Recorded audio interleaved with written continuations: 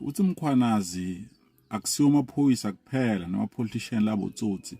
even nalapha ecourt NPA labantu labagwebako lapha bakhohlakele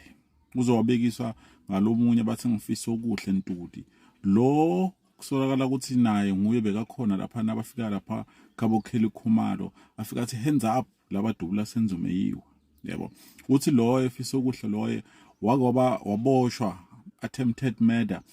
life 4 wathola ibail wathaka ubail wabulala abantu labayi4 yabona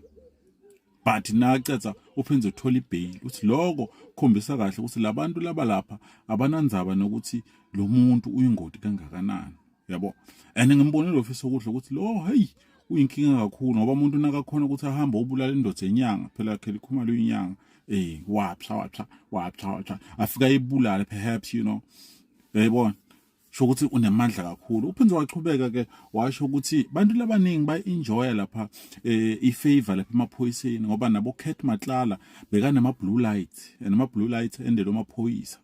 bantu noma ahamba endleleni bebamangala ukuthi hawu leli phoyisa leli lihwanqa lemadzevu langaka la kuphi